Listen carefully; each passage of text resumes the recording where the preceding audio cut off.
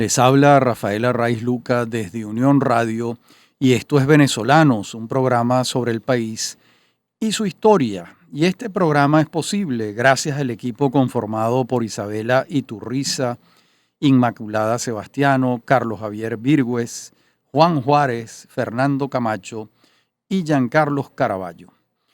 También puedes seguir la transmisión en vivo en www.mundour.com. Debes buscar la pestaña de Radio en Vivo, bajar y darle clic en Unión Radio 90.3. Recuerda que nos puedes seguir en @mundourweb, en @radioescuelaur y en @rafaelarraiz en Twitter. Mi número de productor nacional independiente 30.720. Aquí estamos en Venezolanos en la serie Los del Podio que venimos desarrollando desde hace varias semanas. Y hoy tenemos el gusto, el placer de conversar con el doctor Tomás Straca. Tomás Straca es un destacado historiador venezolano que integra el Instituto de Investigaciones Históricas Germán González Oropeza de la Universidad Católica Andrés Bello, y allí dirige el doctorado en Historia. Estamos hablando de un venezolano que nació en 1972, que tiene 50 años. Tomás, bienvenido. Gracias, Rafael. Vamos a ver, Tomás, ¿cómo es esa familia a la que tú llegas en Caracas en 1972? ¿Cómo eran tus padres? ¿Qué nos puedes decir de ellos, de Úrsula, tu hermana? ¿Cómo es ese mundo al que tú llegas? Bueno, particular en algunas cosas, aunque en otras muy insertado dentro de lo que fue la Venezuela del siglo XX, porque yo soy hijo, digamos, de dos migrantes que se encuentran en Caracas, ¿no? Muy bien. Migrante interno, porque esto es una dimensión importante, la gente que se viene del interior de Venezuela a Caracas, que yo digo que es la primera gran migración que se va a parecer a lo que los venezolanos hemos vivido últimamente cuando se ven al exterior, o sea, los migrantes pobres que se van incluso caminando. Mi mamá de Barlovento. Muy bien. Mi mamá de Barlovento llega a Caracas en el año 63, ya nace cerca de Tacarigua, y ese es todo un universo barloventeño, un universo muy insertado dentro de lo popular. Muy bien. Cría en San Agustín. Y mi papá, él es ¿A dónde austriaco. llega en Caracas? ¿A San Agustín? A San Agustín, que es el barrio de los barloventeños. San Agustín del Sur. Del sur, exacto. Que Muy bien. el día de hoy está muy, muy en boga. No, pues, maravilloso lo que pasó ahí. Exacto, hacen fiestas ahora. De ser un sitio peligroso hace unos años, ahorita es el sitio preferido de los museos de Caracas para bailar. Sí. Y yo creo que mi papá fue de esos primeros museos que fue a San Agustín. Papá, él es austriaco. Bueno, realmente él nació en lo que era Checoslovaquia. Ajá. En la minoría de habla alemana de Checoslovaquia. En Checoslovaquia había una minoría de habla alemana, muy conflictivo su existencia ante el contexto de la Segunda Guerra Mundial. ¿Más de la República Checa o de Eslovaquia? De la República Checa. Exacto. Muy bien. Es un pueblo que está pegado a la frontera de Austria. Muy bien. En Linz, es lo que está más cerca, por lo que se llama Grazien, o en checo Novigrady. Y entonces esta es de esa minoría checa, y en medio del cataclismo de la guerra ocurren muchas cosas en ese lugar, y una de ellas fue la limpieza étnica de aquellos de habla alemana. Se van a Austria, los expulsan, como todos los de habla alemana en la República de Checoslovaquia, casi todos, y bueno, expulsado de una a otra, fue llegando a Venezuela en esa gran masa de inmigrantes que estaban buscando otro destino. ¿En qué año llega? 52. Ok, estamos hablando del antropólogo austríaco Helmut Straca, y tu mamá, que se llama María Luisa Medina de Straca. Y ustedes son dos hermanos. Dos, sí. Mi hermana Úrsula, que es 3 años menor que yo. Bueno, ya dije al aire le da, a lo mejor no le gusta tanto. Y yo. ¿Y Úrsula estudió? Ella estudió Derecho en la Universidad Católica, aunque tiene tal vez un espíritu un poco más artístico que el Derecho. Ella creo que se reúne contigo y podrían entrar en contacto inmediatamente por aquello de abogados un poco extraviados, artistas extraviados en el mundo del derecho. Ella se dedicó al tema de los derechos humanos. Actualmente está haciendo un doctorado en eso, inclusive. Qué maravilla. ¿Dónde estudiaste tú la escuela primaria? Yo estudié en una escuela pública. Mi formación eso es otra cosa de la Venezuela. Yo soy formado en la educación pública. Muy bien. Lo único que estudié en educación privada es en la Católica, donde saqué el doctorado, ¿no? Claro. Pero yo estudié en una escuela pequeña municipal que a lo mejor era premonitorio porque el nombre era José Gil Fortul, de un historiador. Una escuela que quedaba por Altagracia Sí. y después la mudaron a La Pastora. Se ve, todos los que, si tú por la avenida Boyacá subes, desde La Pastora, tú ves la escuela José Gil Fortul allí. Ahí Vale. estudié la primaria. Y el bachillerato lo estudiaste en el Liceo Gustavo Herrera, Sí. aquí al final de la Avenida Libertador. Exacto, el liceo que le cambió de nombre, se llama algo Navarro, se llama Liceo Deportivo. Para nosotros seguir haciendo el Liceo Gustavo Herrera. Gustavo Herrera es una referencia, ¿no? Por supuesto. Ahí estudié los últimos 2 años de bachillerato. En aquel momento el Gustavo Herrera era solamente para 4º y 5º año. Nosotros nos mudamos a Chacao en el año 86, por allí. Y yo estudié, entonces, antes había estudiado en Santos Michelena y después en Fernando de Peñalver y rematé el Gustavo Herrera. Ok. Y egresaste de allí en el año 1989. En el 89, exacto. Y entraste a estudiar en el Instituto Pedagógico de Caracas para formarte como profesor en ciencias sociales. Hoy en día, el Instituto Pedagógico de Caracas se llama Universidad Pedagógica Experimental Libertador. Te graduaste de profesor. ¿Dabas clases en bachillerato mientras estudiabas? Sí, claro, sí. El pedagógico ya en aquella época formaba parte de la UPEL, la Universidad Sí. Pedagógica Experimental Libertador, que los une. Sí, el pedagógico tenía la cátedra, sigue teniéndola, fue hace relativamente poco. Y bueno, vi las circunstancias durísimas en las que está el día de hoy, pero hay algunas cosas que se mantienen. Uh-huh.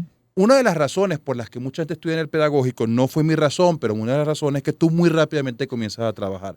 Ya. Y entonces tú comienzas siendo un estudiante que trabaja y terminas siendo un profesor que estudia. Yo desde el 3er semestre comencé a dar clase en bachillerato y duré 12 años, 13 años dando clase en bachillerato como profesor, profe. ¿En qué liceos dabas clase? Yo di clase en liceos públicos y el Liceo Simón Bolívar, hice práctica docente, pero básicamente trabajé en colegios privados. Ahí sí, ¿Cuáles eran? trabajé en el Colegio Teresiano del Paraíso. Allá en Los Laureles. En Los Laureles. En la casa de Pedro Manuel Arcaya. Exactamente, en la casa de Pedro Manuel Arcaya. Ya estaba asignado por la historia, Está ¿no? asignado esa bellísima casa de Pedro Manuel Arcaya, bella, sí. que en el piso de arriba está en una torre con unas aspilleras que tú puedes darte cuenta. Di clase en el Colegio Santiago de León de Caracas. Muy buen colegio. Relativamente cerca. Di clases en el Colegio Clarete, en el Atillo. Uh-huh. Di clase también en una especie de como de parasistema, que una especie de liceo obrero que viene el pedagógico los domingos para darle clase a los obreros.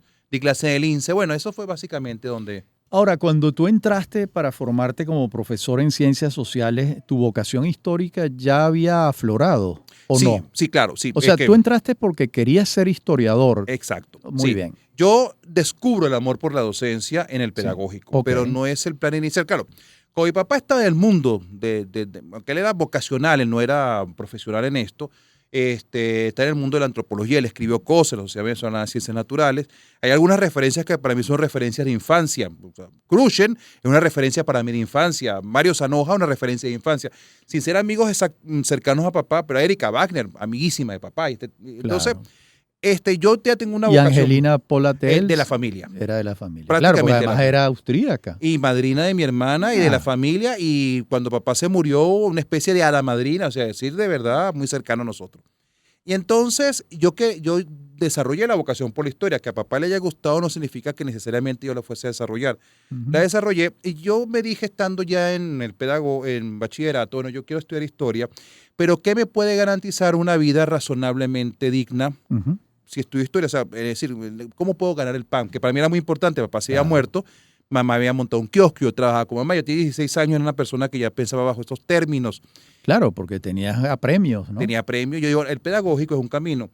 Y aunque mis compañeros de Gustavo Herrera, que eran más bien de clase media y clase media alta, lo vieron como una locura, yo vi a mis profesores de Gustavo Herrera y tengo que admitir que en la década de 1980, ser profesor no era ni remotamente... Todos vivían en buenos apartamentos. No eran ricos, pero vivían muy dignamente. Claro. Muy dignamente. Una Venezuela con una moneda dura hasta 1983. Exacto. Sí. Y después haces tu maestría en la Universidad Central de Venezuela. Haces una maestría en historia. Exacto. ¿Tu tesis cuál fue en esa maestría? Este libro, La Voz de los Vencidos. Que viene de ahí. Esa es la tesis mía, exacto. Ya. Que fue el pensamiento de los realistas durante la independencia, ¿sí? ¿Qué profesores recuerdas en la Central? Estos días justo uno de los jóvenes investigadores que que se incorporaron a la Católica me estaban preguntando sobre esto. En la central de la maestría en la maestría de Historia de la Central tuvimos muy buenos profesores. Tuvimos Inés Quintero, nos dio clase 2 o 3 semestres, terminó siendo mi tutora en 2 o 3 seminarios. José Ángel Rodríguez, a quien Claro. recuerdo con una enorme admiración, maestro. Vaya, que José Ángel había que sudar para arrancarle un 15, un 16, pero cuando lo recibías tú decías, bueno, aquí aprendí. Hay profesores que tuvimos una vez un seminario sobre Gómez, que fueron con varios profesores. Fue Manuel Caballero a darnos una conferencia, eso me sorprendió mucho. Profesor Ángel Álvarez, que venía de politología, nos dio clase. Alberto Navas. Sí, tuvimos una batería de buenos profesores. Muy buenos profesores. Y después haces el doctorado en historia en la UCAP y te gradúas en el año 2010, casualmente el mismo año en que yo me graduó de doctor en historia en la UCAP, pero no coincidimos en las aulas. No coincidimos porque, la verdad, no sé. No sé por qué no coincidimos. Es que tú sabes que como el doctorado en aquella época uno llegaba con su maestría y veía 4 seminarios, ¿no? En 2 años. Era relativamente fácil que una persona que haya entrado 2 años después que te iba, un año después que no haya coincidido contigo, claro, pero después escribiendo la tesis, claro, cada quien se echa, entonces al final coincidimos a la hora de la entrega. ¿Tu tesis doctoral fue? Yo hice un trabajo sobre el pensamiento republicano venezolano del siglo XIX. Ese trabajo no lo he publicado así, sino que lo he partido. Lo llamaba La República de Carreño, que era como la búsqueda de valores republicanos, el anhelo por la búsqueda de valores republicanos y cívicos en la Venezuela del siglo XIX. Ese es más o menos el objetivo de esa tesis. Estamos hablando con Tomás Estraca y estamos recorriendo su vida, su formación. Hay datos muy interesantes y muy importantes. El 90% de la formación de Tomás Estraca es en instituciones pedagógicas públicas venezolanas. El 100% de su formación ocurre en Venezuela y estamos hablando de un historiador destacadísimo que además es individuo de número de la Academia Nacional de la Historia. En la próxima parte del programa seguimos hablando con Tomás Estraca. Ya regresamos.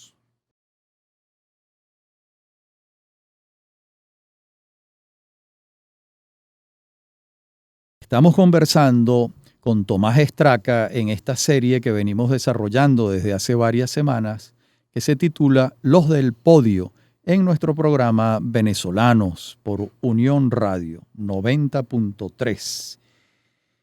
Tú comienzas a integrar el consejo editorial, Tomás, de la revista Tierra Firme, a la vez que comienzas a dar clases a nivel superior en la UCAP y en el Instituto Universitario Pedagógico Monseñor Arias Blanco. Ese es el momento en el que cesas de dar clases en bachillerato. Pasaste unos 12, 14 años dando clases en bachillerato.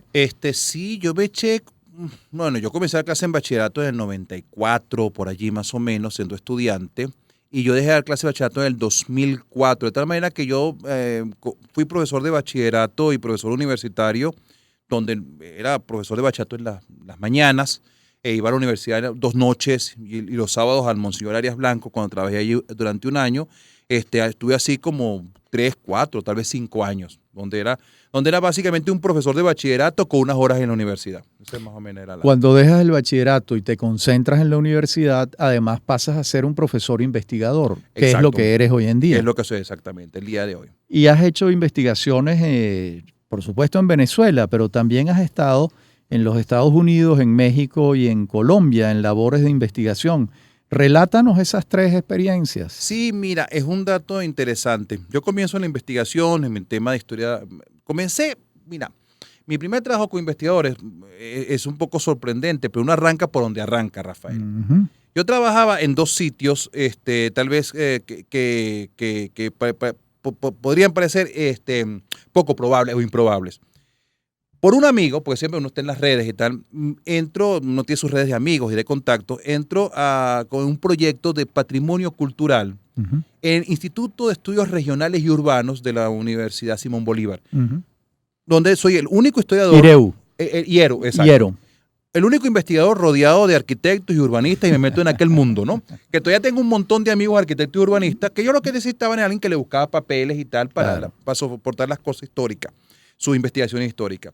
Y en la Católica cuando yo comencé a dar unas clases de historia económica en la Escuela de Administración y Contaduría, muy particular eso, porque yo terminaba casi a las 10 de la noche, Ujú. e imagínate tú dar unas clases de historia a un montón de gente que trabajaban en bancos, sobre Ujú. todo, llegaba a la Católica en la noche y tenía que ir a una clase de historia casi a las 10, uno tenía que hacer magia para que ellos no se durmieran.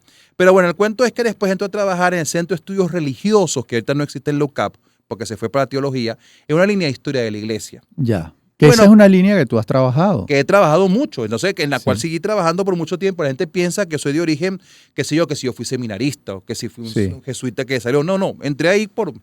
Bueno, pues entonces sí, pero después poco a poco Elías Pino me rescata, me lleva para el Instituto de Investigaciones Históricas, después que lee la Voz de los Vencidos, que ese Ujú. libro era que Te me abrió abrió muchas puertas. puertas, de verdad Muy es bien. impresionante. Y entonces, bueno, yo comienzo a trabajar estas cosas y entonces yo me planteo en un momento dado, aunque no estudié en el exterior, hacer algunas pasantías en el exterior. Ujú. La primera pasantía en el exterior la hago en México, en el Centro de Estudios Latinoamericanos de la UNAM, Muy que bien. es un centro que fundó Leopoldo Sea. Ya. Yo me conecto a través de algunos amigos mexicanos, me entero de esto, aplico y hago ahí una investigación sobre el bolivarianismo en México, que hice Ya. un trabajo Ahí ahí. estuviste un semestre. Estuve un semestre y Muy fue una bien. experiencia mexicana muy importante que para mi formación fue de verdad.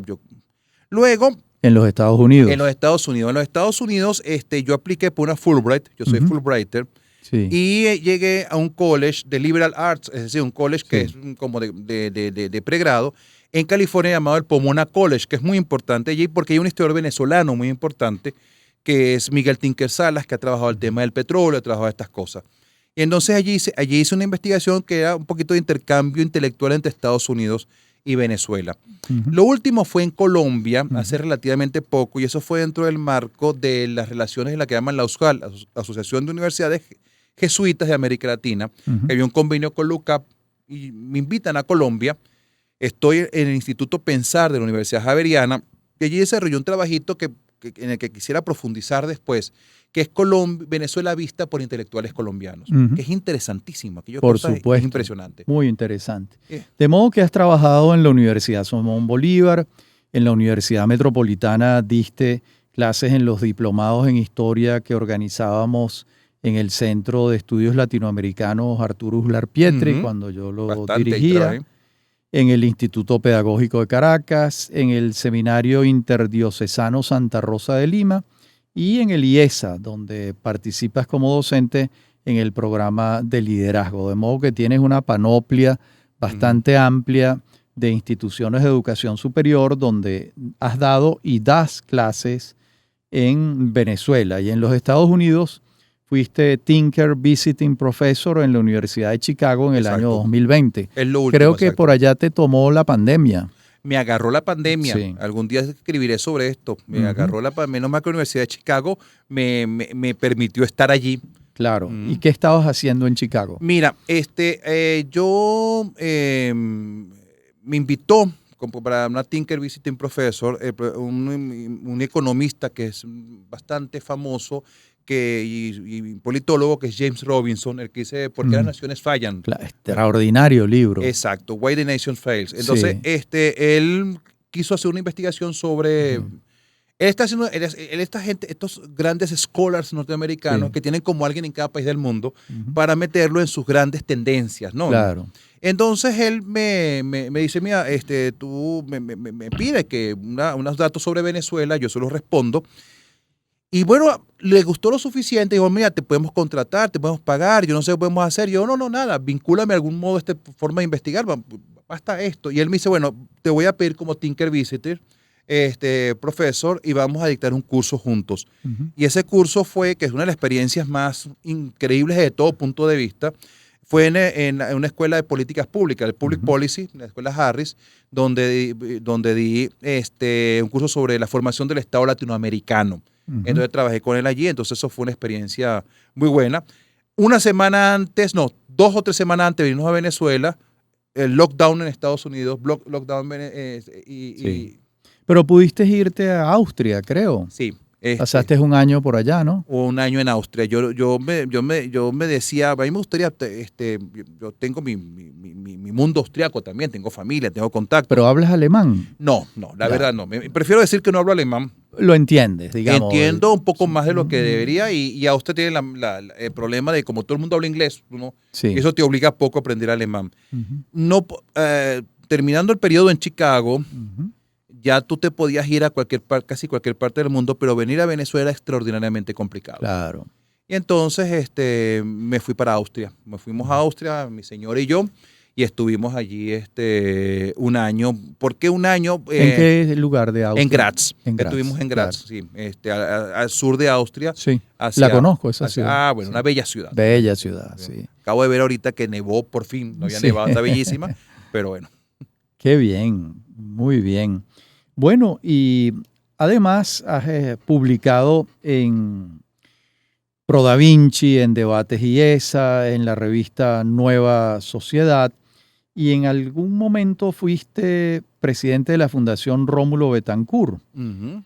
No recuerdo en qué años. Mira, déjame ver exactamente. Yo lo fui en dos momentos. Uno hace relativamente poco, que lo asumí como una especie de interinato, valga la analogía. La analogía. Pero literalmente fue un momento que hubo como un hueco, entonces asumí, entonces entregué a finales del año pasado. Empezó muy cortico y lo fui hace unos 7, 8 años más o menos. Estuve de presidente en la fundación. Claro, con la cantidad de actividades en la que estoy, a lo mejor la presidencia, no soy el más dado para ser un buen presidente de una institución y dirigir otra cosa, pero fue una experiencia muy buena con un buen equipo para montar sobre todo el diplomado. Claro, claro.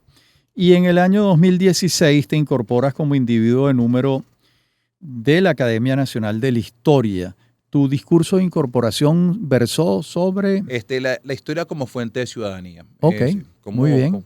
Ese tema que me persigue una y otra vez, o yo persigo el tema, no sé, o a lo mejor un amor correspondido, los dos nos queremos. Claro que sobre todo me es muy caro como profesor, ¿no? Como profesor de bachillerato, como la historia, como la formación en historia, como esto que haces tú en la radio, en la cátedra, un libro como Civiles. Sí. Todavía estaba revisándolo.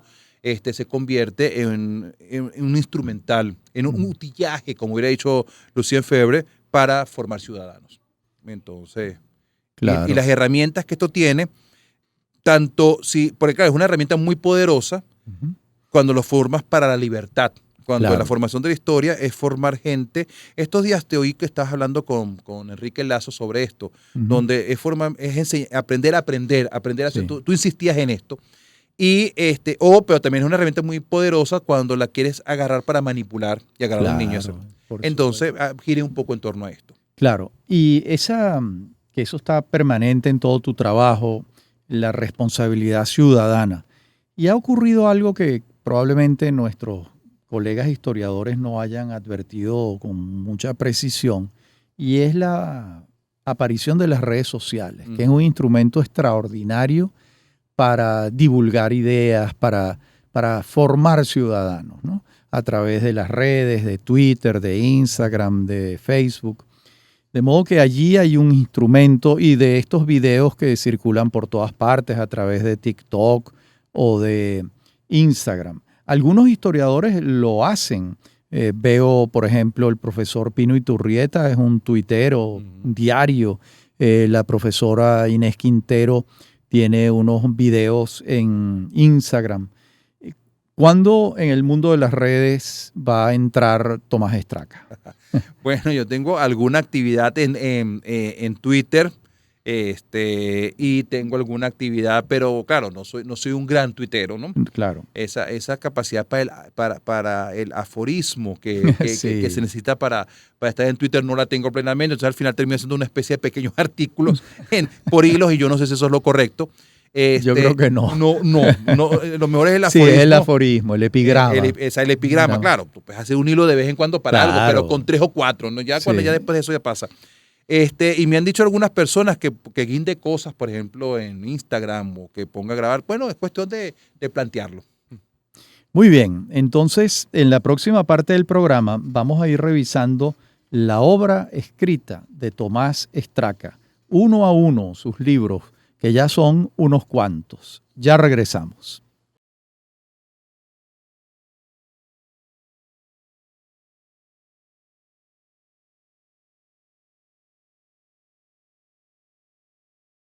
Bien, estamos de regreso en nuestra conversación con el historiador Tomás Estraca. Hablábamos hace un rato en el programa sobre ese libro, La voz de los vencidos, que fue tu tesis de maestría, entiendo yo, y que te presentó frente al mundo de los colegas historiadores. Allí tú trabajas las ideas del Partido Realista de Caracas entre 1810 y 1821. Fue un aporte realmente La voz de los vencidos, porque siempre solemos hablar sobre la voz de los vencedores. Exacto. Y no los vencidos. ¿Por qué escogiste ese sesgo? Mira, tú sabes que uno va llegando, los temas le van llegando a uno y uno los va descubriendo poco a poco y ellos te van conquistando. Yo, la base del libro fue un trabajo que hice en el pedagógico. Esto es interesante. Había dos opciones para una materia. Una de las opciones era hacer un trabajo que ahora veo que es interesantísimo, que era revisar la revolución industrial, los ecos. Eso la profesora Carmen Sofía Carvajal nos puso todo en el pedagógico. Revisar los ecos de la revolución industrial en la prensa venezolana del siglo XIX. Es decir, un trabajo que... Y otro trabajo, dijo, el que no quiera hacer este trabajo, que haga algún otro trabajo con fuentes primarias. Lo vemos que puede ser.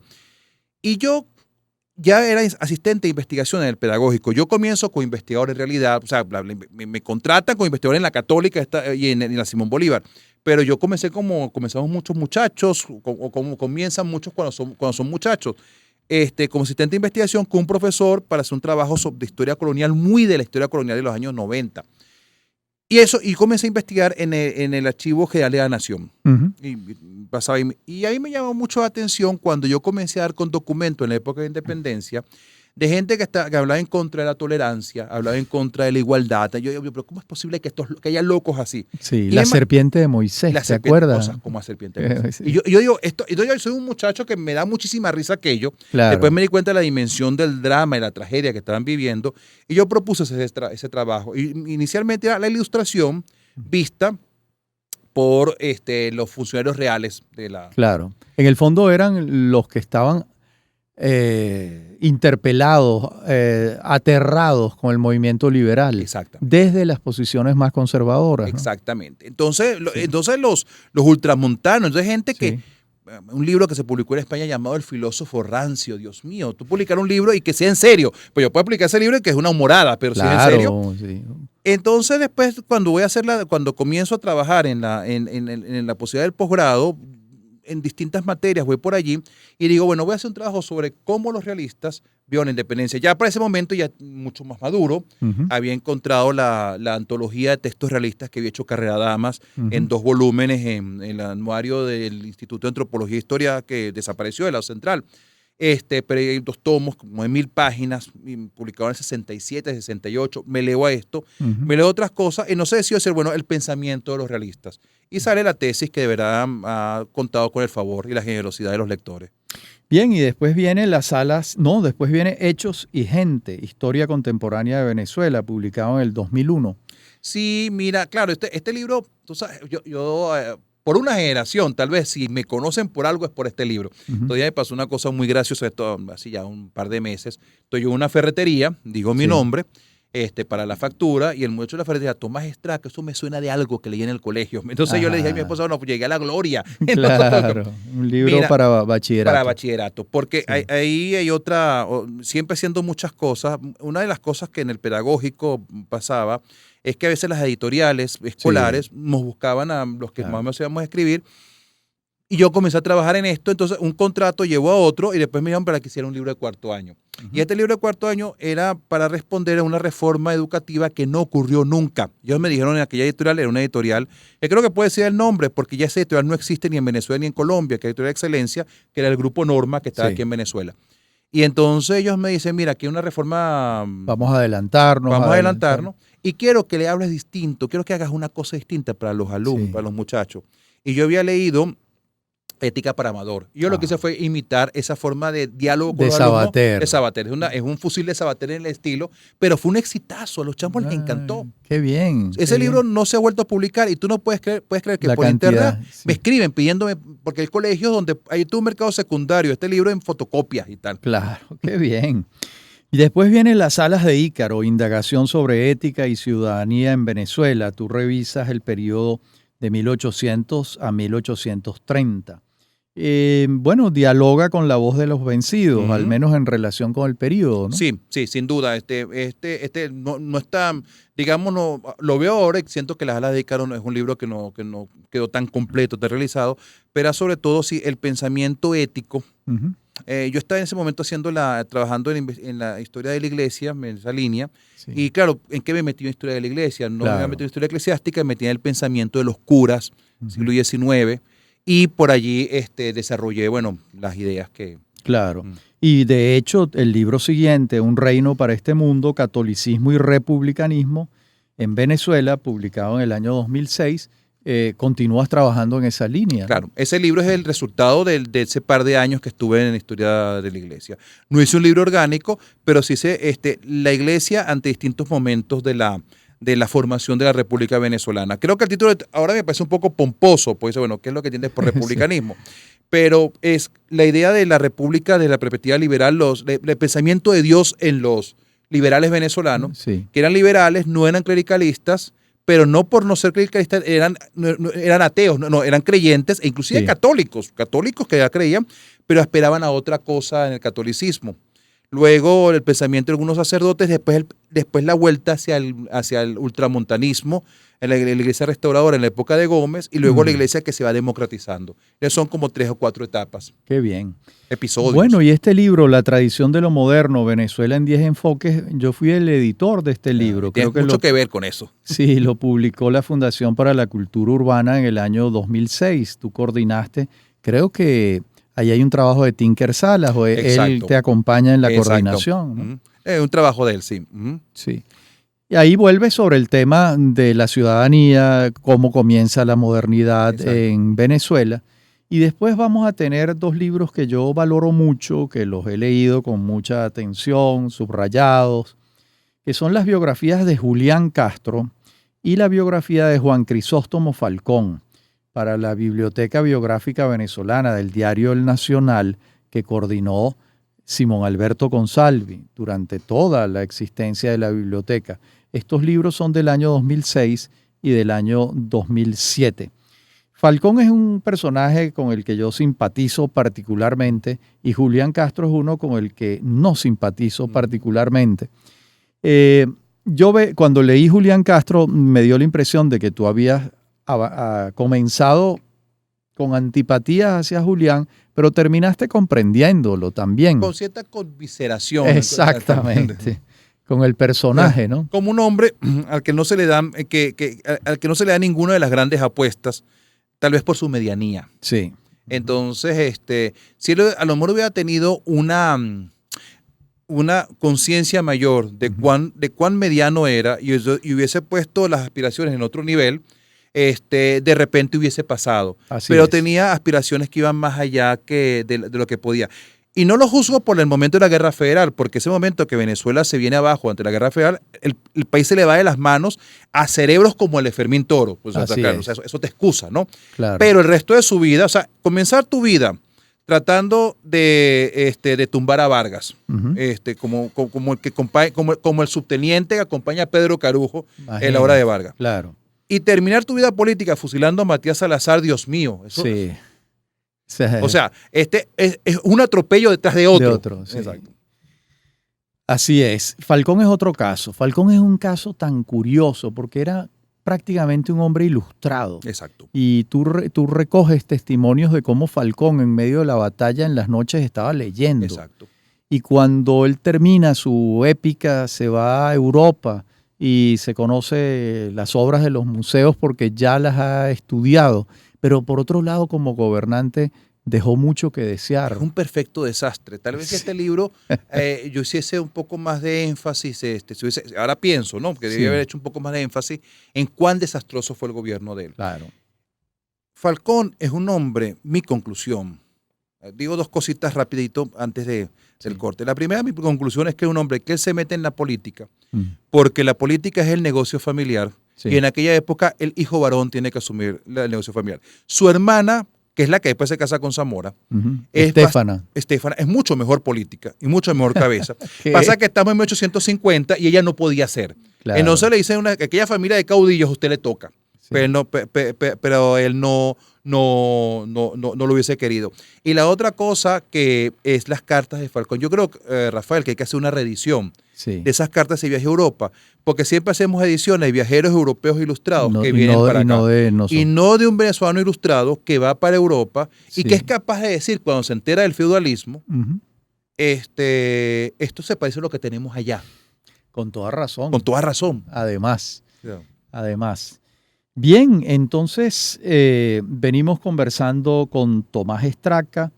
Contra Bolívar es una compilación y comentarios de los artículos del periodista realista José Domingo Díaz contra Simón Bolívar. Esto es una recopilación del año 2009. En la última etapa del programa vamos a hablar de varios libros recientes de Tomás y comenzaremos con un libro que tú has tenido mucha repercusión, muchos comentarios, que es La épica del desencanto, un libro del año 2009. Ya regresamos.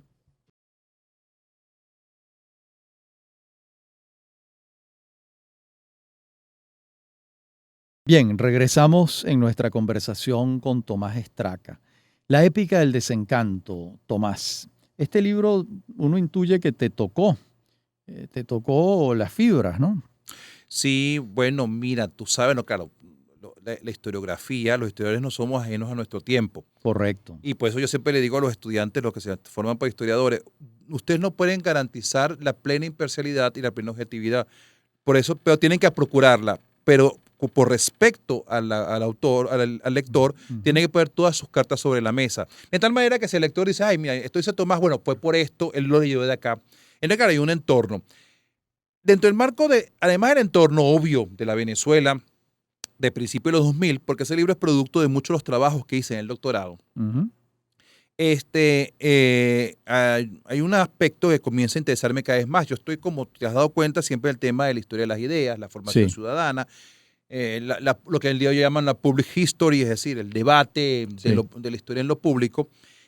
Pero el pensamiento historiográfico también me interesa, es decir, cómo se producen las obras históricas y cómo ese pensamiento historiográfico se emplea en la política, porque en Venezuela tenía que decir algo. Además, si yo no hubiera querido hablar de esto, me pasó como segunda te pasa a ti, Rafael, nos preguntan. Sí. La gente le pregunta a uno, los periodistas te inquieren. Entonces, bueno, tenía que dar respuesta y que reflexionar. Entonces comencé a ver cómo la figura de Bolívar, cómo se fue fraguando el bolivarianismo. Claro, yo no voy a dar el gran discurso de cómo se fue fraguando, porque ya eso Carrera Damas y Luis Castro Leiva lo han explicado muy bien. Pero sí hay aspectos concretos de esa gran historia que se pueden tomar. Entonces yo tomé algunos casos que podían ser interesantes. Y arranqué con uno, voy a decir nada más dos acá porque el tiempo apremia, pero arranqué con uno que es lo que llamé Hartos de Bolívar, que por primera vez en la historia venezolana todos los grandes historiadores comenzaron a marcar como distancia con respecto a Bolívar y al bolivarianismo. Claro. Siento que en ocasiones hasta de forma exagerada. O sea, yo le digo a la gente, no porque no estés de acuerdo con una corriente política, le vas a caer a palo a Bolívar caerle a palo por lo que él hizo o no hizo, ¿no? Claro. Pero me llamo eso. Yo digo, esto es un dato sociocultural muy interesante. O sea, ¿cómo es posible que las figuras más importantes de la Academia Nacional de la Historia ahora sean tan críticos de Bolívar, a que está pasando algo? Entonces reviso esto por un conjunto de libros. Y un texto de este libro, un texto que yo creo que le tengo, que me es más entrañable, es el de Tito Salas. Claro. Y aquel esfuerzo de un artista enormemente talentoso, pero que en un momento de su vida toma la decisión de no irse hacia el arte moderno. Cuando él dice, yo conseguí una entrevista de Tito Salas, ya muy viejo, con Edgardo de Castro, te acordarás de él. Claro, el periodista de Venevisión. Un Edgardo de Castro joven, como no lo he visto nunca, visitando un Tito Salas viejo allá en el Toboso, allá en Petare, y Tito Salas diciendo, yo veía allá en París a Picasso, él lo vio, él trató, él alternó con Picasso, 1900, qué sé yo, 8, 9, y yo decía, bueno, esa moda va a pasar, voy a pintar. Pero Tito Salas dedicando lo mejor de su talento a construir lo que él considera la verdadera imagen de Bolívar. ¿Cuál es la verdad? Y Sí, eso ocurre antes de todo este asunto de la reconstrucción digital del rostro de Bolívar. claro, Bueno, claro. no, eso fue dos de los casos. Otra vez el de López Contreras y el caso de la Iglesia Católica de tratar de hacer de Bolívar el magistrado católico, como lo quiso Claro. ver el cardenal Quintero. Después hay unos trabajos en los que tú participas como coautor o recuperas documentos para el estudio de determinado capítulo de la historia de Venezuela, que es el caso de la historia de la Iglesia Católica en Venezuela, junto Ujú. con el profesor Manuel Donís. Eres editor junto con Agustín Sánchez Andrés y Michael Seuske de las Independencias de Iberoamérica. Ujú. Y llegamos a La República Fragmentada, claves para entender a Venezuela, un libro del 2015, un libro también afortunado, donde tú arriesgas allí algunas claves para el entendimiento del país. Algunas de esas claves del 2015 para acá las has modificado o se han seguido enriqueciendo. Sí, bueno, claro, bueno, perdón, la República Fragmentada, Ujú. que el título viene de un artículo que escribí Sí. para SIC, la revista SIC, que era, yo decía, bueno, ¿cómo Venezuela no puede celebrar en conjunto su bicentenario cuando el centenario de Bolívar, el bicentenario de Bolívar, eran momentos en los cuales todos los venezolanos parecíamos dejar de lado nuestras diferencias para Ujú. coincidir en torno, por lo menos, a Simón Bolívar? Ujú. Como en el 2010 eso no fue posible. Y ahorita es una Claro, república que está fragmentada. Entonces ese fue el título. Yo le había puesto otro título al libro, pero Ulises Milla me dice, ujú. mira, Tomás, yo soy Ese es el editor. título. ¿Tú quieres que los editores, que los lectores se acerquen a leerlo o que pasen en un rodeo? Claro, Son artículos que publiqué sobre todo en Debates y ESA. sí. De esas claves hay varias que se mantienen, por supuesto. Ujú. Yo creo que hay un artículo inicial que arranca allí que ha gustado mucho, que se llama La larga tristeza, que es sobre la emigración venezolana. Ujú. Eso es un retrato de un primer momento al cual habría que hacerle un segundo retrato, porque no es lo mismo lo que pasó. Aunque la inmigración se mantiene, mutó. O sea, esa es la inmigración inicial de las clases medias y altas que no encuentran un testimonio de un futuro del país, no lo creen encontrar, sobre todo los jóvenes, mis alumnos, que yo veía que se estaban yendo. A esto hay que hacer el capítulo ahora de los empleados y los amigos y la gente, los obreros que también se fueron, ¿no? Claro, Y claro, bueno, sobre qué es la democracia, qué es la revolución. claro. Bien, y también participaste con Guillermo Guzmán Mirabal y Alejandro Cáceres en el Diccionario Histórico de Venezuela del 2018, que es un proyecto que se hace fuera de Ujú, Venezuela en inglés, ahí hay unos aportes de ustedes. ujú, Y en un libro con Fernando Espíritu, La economía venezolana en el siglo XX, perspectiva sectorial, donde hay un trabajo mío exacto. también, un libro del 2018. Y en el 2020 publicaste 250 años de Alexander von Humboldt, del nacimiento del cosmos. Esto lo hiciste con la profesora Lorena Puerta Bautista en el año 2020. Ujú. De modo, Tomás, que ya a tus 50 años tienes una obra significativa con aportes muy valiosos y lo que se impone preguntarte es, ¿qué viene ahora? ¿En qué proyecto estás? Bueno, los oyentes, tu audiencia dirá, bueno, ahora lo que tiene que este hombre descansa un poquito, porque o sea, ¿cómo hace tantas cosas? Sí, Y eso, bueno, estuvimos hablando antes de programa acá, que yo digo sí, tu disciplina, Rafael. sí. Yo tengo una disciplina para trabajar, pero quisiera acotarla mejor para que los tiempos me den completo. Mira, tengo muchos proyectos. Acabo de terminar el libro de Leoni, Sí, dos volúmenes que hicimos eso, con la Fundación Betancourt. Este libro, bueno, que te acabo de entregar hoy, claro. que es Raúl Leoni, Democracia en la Tormenta. Con una primera parte que es una biografía de Leoni hasta la presidencia, que yo hago la parte Sí. biográfica y después la gestión.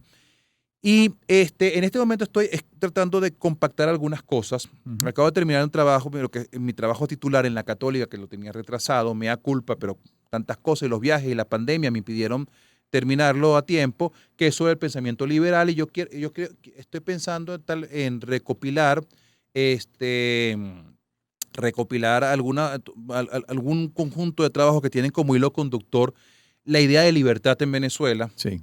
desde el siglo XIX hasta la actualidad, una idea ilusiva, una idea de libertad. Bueno, ese es un tema que te ha angustiado y que te ha preocupado tanto como académico que como ciudadano, y Sí, tú has trabajado en esto. sí, Entonces, nuestra relación de los venezolanos con la libertad es muy particular. mucho. Pero por lo menos en términos intelectuales, trabajar en esto y hacer más cosas. Quiero, en Pro Da Vinci, estoy publicando muchos Sí, textos, sobre todo muchas semblanzas, y entonces creo que tal vez con los ensayos en la vía ensayística, creo que que se me está dando bien sí. y por allí puede haber algunas cosas.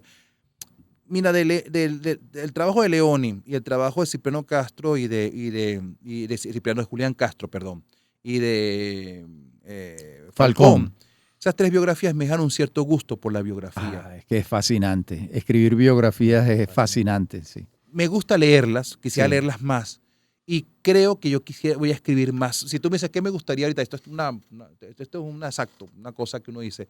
Entonces me gustaría de repente meterme un poquito más en esto y Sí, hacer una biografía también donde la gente no solo aprende historia, sino que la gente se sumerge y lo pueda leer, qué sé yo, en la sí, piscina, en el avión, no sé. claro. Hace poco te casaste, Tomás. Sí, soy reincidente, Eres exactamente. reincidente. Ujú. No hemos hablado de tu familia. ¿Tú tienes hijos? No No. tengo hijos, por lo menos todavía, ya, aunque si llegara a tenerlo sería un papabuelo. Claro. Bueno, pero no será la primera vez que ocurra. Mi papá tenía 50 años cuando yo nací, Ah, bueno, entonces de repente se es el repite. momento probablemente. Exacto. En una familia muy particular donde han sido muchos hijos de viejos. Yo digo, a lo mejor es una cosa genética. Entonces, sí. Está muy bien, muy Mm. bien. ¿Qué otras cosas quisieras hacer en la vida? Porque uno nota en tu trabajo como profesor, como gerente académico, como autor de libros importantes, que todo lo que haces te gusta. Ujú. De pronto hay unas facetas que los oyentes no conocen y sería interesante. ¿Tú eres melómano, no lo eres? ¿Te gusta viajar o eres sedentario? Sí, mira, yo soy melómano Ujú. mucho. No, ser melómano y que lo disfrute no significa que soy una persona que puedo sentarme, qué sé yo, con A dar Jaime una Bello. cátedra, ¿no? Exacto. Eh, Me encanta la ópera. Sí, Soy muy salsero, ok. soy muy de música latina, tanto que he pensado en escribir sobre esto en Ah, algún momento dado. hazlo, por favor. Entonces, estoy ahí, tú sabes, siento la tentación. Entonces, pero me gusta mucho la música, me acompaña en todo lo que hago la música. O sea, yo Ya. soy una persona que escribe y estoy oyendo a veces, me dispara una ópera completa mientras estoy escribiendo Ah, algo. imagínate. Entonces, sí, eso me gusta. Deportes, Deportes, no soy no. el mayor Ah, deportista. eres un seguidor de Churchill. Exactamente. ¿Cómo fue que decía él, otra víctima del deporte, algo así? No, le preguntan, Sir Winston, ¿cómo llegó a los 94 años? Y respondió, toda la vida me mantuve alejado de los deportes. Exactamente. Pero debo ser un poquito, me gusta caminar y qué sé yo, de vez en cuando de Parque del Este, pero eso no califica. Vale. Bueno, esta ha sido una conversación gratísima con Tomás Estraca. Nuestros oyentes van a conocerlo un poco más. Se trata de uno de nuestros grandes historiadores ya, del que se puede esperar mucho más. Es un hombre muy joven, 50 años, pero ya con unos aportes importantes. Este ha sido entonces un programa más de la serie Los del Podio, esta serie que con tanto gusto venimos desarrollando. Y este programa es posible gracias al equipo conformado por Isabela Iturriza, Inmaculada Sebastiano, Carlos Javier Virgües, Juan Juárez, Fernando Camacho y Giancarlos Caraballo. También puedes seguir la transmisión en vivo en www.mundour.com. Debes buscar la pestaña de Radio en Vivo, bajar y darle clic en Unión Radio 90.3. Recuerda que nos puedes seguir en @mundourweb, en @radioescuelaur y en @rafaelarraiz en Twitter. Mi número de productor nacional independiente 30.720.